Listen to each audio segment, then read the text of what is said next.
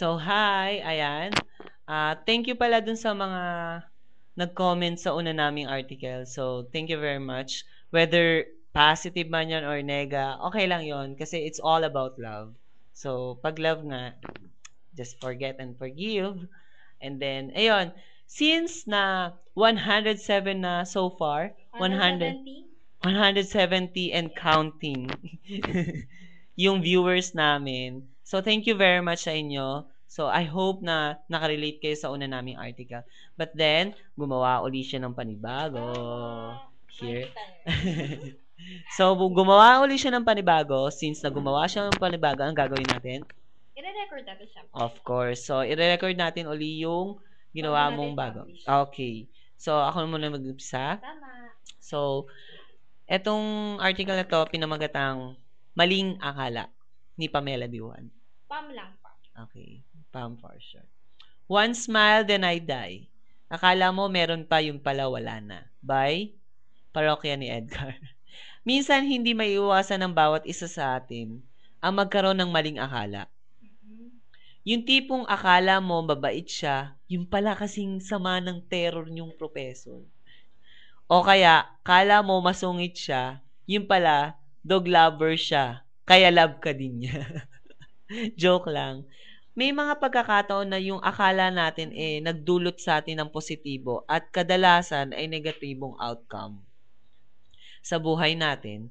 Minsan dahil sa mga maling akala, napapanatag tayo kung yung iniisip nating negatibo sa kapwa natin hindi totoo.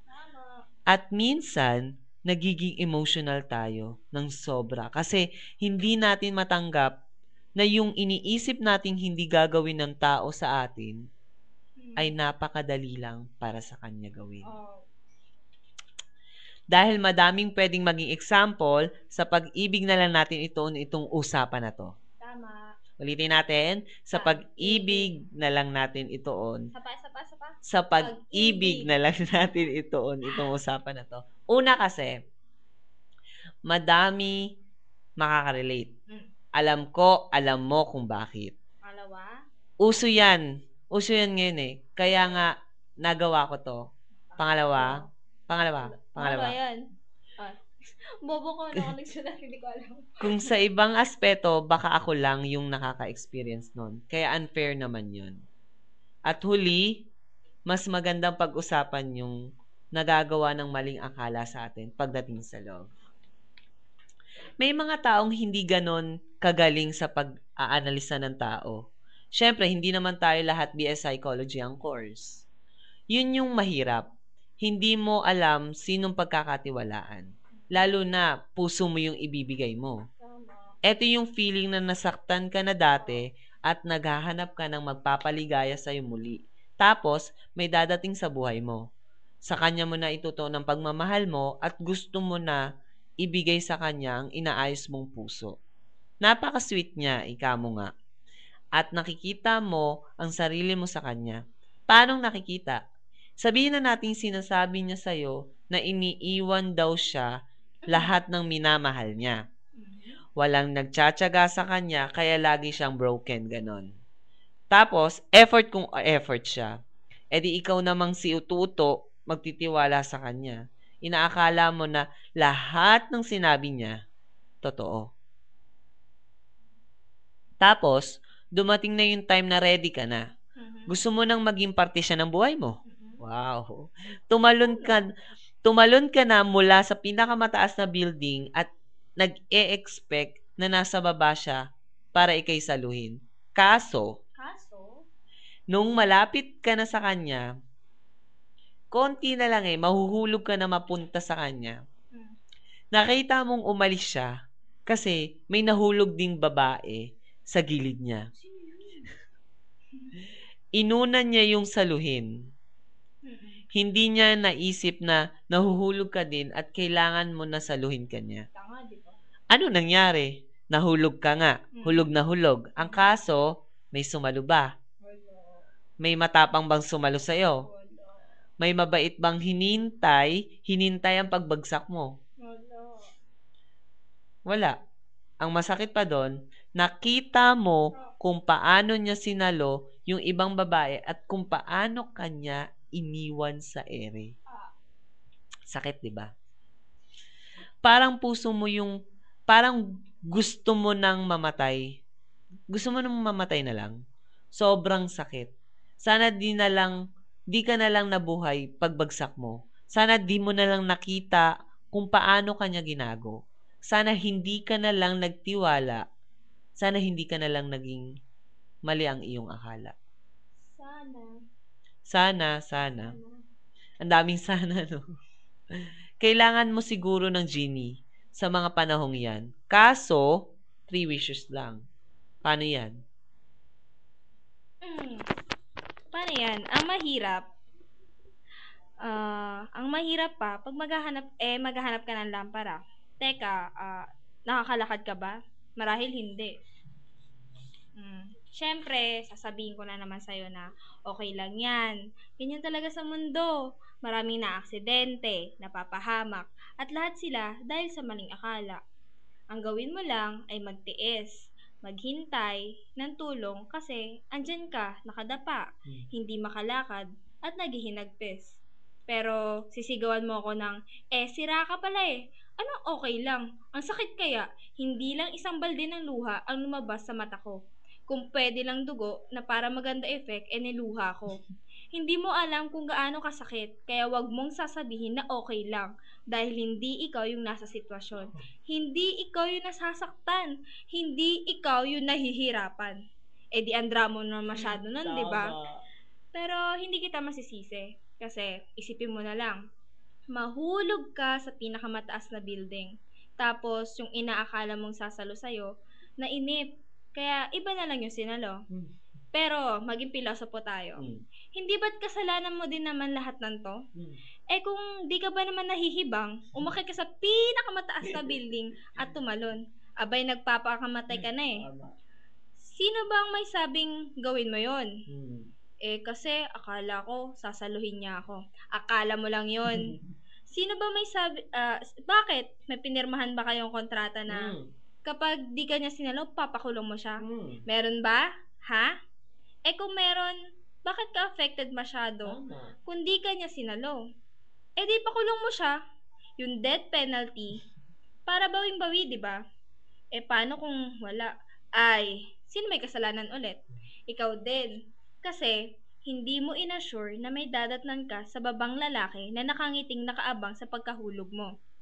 Tapos ngayon, iiyak-iyak ka. Pati buhay mo, gusto mo na matapos kasi broken ka na. Broken na broken. Pati buto. Ang sakit naman nun, sobra, no? Kung sisirain mo din naman yung mga buto mo, di sana pinanganak ka na lang na boneless. Yung walang buto. Yung bangus. Ang sarap, nagutom ako. Teka, hindi pala ako nakain nun. Yuck. Siyempre, dahil nasaktan ka, may dadating na tulong. Yun yung ambulansya. O sa totoong buhay, yun yung mga tunay mong kaibigan. Kaibigan talaga, wag tayong plastic. Minsan, kaibigan pa natin yung madaming alam tungkol sa atin kesa sa mga nanay at tatay natin. Dadalhin ka nila sa hospital, bibigyan ng special medication, aalagaan ka mabuti, hanggang sa medyo maging okay ka na. Tapos syempre, may interview yun. Tama. Ano nangyari? Ba't mo ginawa yun? Sino sala rin? At dahil doon, ang ambulansya tumulong sa'yo para ikay gumaling, naging pulisya upang dakipin ang nagpaasa sa'yo. Kumbaga, hindi sila titigil hanggang walang hustisya ang nangyari sa'yo. Ang sinasabi ko lang dito, masaktan ka man na sobra, may mga kaibigan ka andyan para ayusin ka. Minsan nga sila patong OA, overacting. Kung mag-react, akala mo sila yung nasaktan.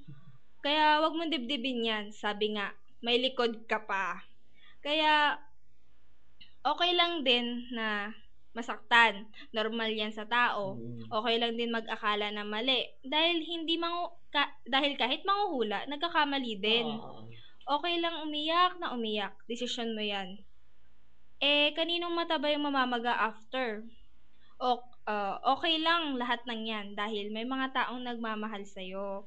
Kung masama man na nag-iepekto ng maling akala mo at sobra kang napahamak, huwag kang magsisisi. Hmm. Kasi, experience din yun, no? Yung tama. E di may alam ka na kung paano kilatisin ng tao bago mahulog. May mga steps ka na ring naisip kung ano dapat gawin para malaman kung totoo man yung nakikita at naririnig mo. At ang the best sa lahat, huwag kang magtitiwala sa iyong akala. Sa panahon natin, marami na ako nakasalumuhang nasaktan dahil dyan. Hindi lang sa pag-ibig. Sa pang-araw-araw ding gawain, minsan natutuwa ako sa mga akala ng tao. Lalo na sa mga kaibigan ko. Kasi lagi ako nananalo sa pustahan. Ang masama, di nila ako binabayaran. Madaya, di sana ang yaman ko na. Pero okay lang din. At least panalo ko lagi. Napagtanto ko lang. Okay lang magkamali ng akala sa ibang bagay. Pero pagdating sa love, parang sobrang sakit pag ganun. Hindi ba? Kayo na lang yung sumagot. Parang hindi bias. Yan. Para kasing sa love, ang laki ng expectation lagi. Kaya ang daming nasasaktan eh. Ako, minsan na akong nasaktan. Mali din kasi yung akala ko dati. Akala ko yung taong seseryosohin ko na seseryosohin ko na sana worth it. Nagkamali ako. Medyo nasaktan ako. Medyo lang. Kasi naman, seseryosohin pa lang. Karma ko na rin siguro yun. Well, anyways, sa maling akala na yan, madali akong nakabangon. Dahil siguro, madali akong tumanggap ng mali ko kapag alam kong mali ako. At dahil din siguro sa taong tumulong sa akin para ma-realize kong nabulag lang ako, muntik na rin akong tumalon sa building eh. Buti na lang napigilan ko. Gumawa muna ako ng agreement at pinapirma ko yung taong tumulong sa akin. Di tumalon ako ng bongga. At sinalo niya ako. Siyempre, at sa awa ng Diyos, andito pa rin siya sa puso ko. Ang tamis. Tama na nga, makabida ng love life Hindi ko love life yan. Balik tayo, nasa Quiapo na tayo. Ayun, sa sarili kong karanasan, siya ako pala yun. Isa lang ang mapapayo ko sa inyo. Expectation leads to disappointment. Lagi yan. Magkambal yan eh. Lagi nasa isip ko yan.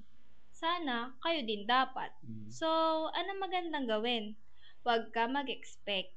Iwasan ang anumang akala at kilatisin. Thank you sa nag-correct nitong word na to kasi bulol kasi ako. Ayun, kilatisin maigi ang tao bago ibigay ang puso mong puro band-aid na kakaayos na. At kung masaktan man, hindi solusyon ng alak. Kahit kailan, masama uminom nun kapag mag-isa. Sama mo yung barkada mo. Biro lang. Hindi talaga solusyon yon. Ang magandang papalipas oras, gumala ka with your friends. Tawanan nyo na lang yung mga kabaliwan mo. At iwasan mo na yung kumag na nagpaasa sa'yo. Malay mo, pag pinagpatuloy mo yan, hindi lang Texas ang may Chainsaw Massacre. Pati Philippines na din. Di natuwa ko nun, di ba? Aluin mo yung sarili mo. At isaisip na madaming lalaki sa mundo. Maganda ka pa naman. Tulad niya. Tingnan mo, within 1 week. Wow, 1 week. Para ka nang baliw kakaisip sa sarili mo na naging emo ka pala dahil sa walang kwentang tao. So, enjoy life. Enjoy Goya. Tara, chocolate. Bye-bye. Thank you.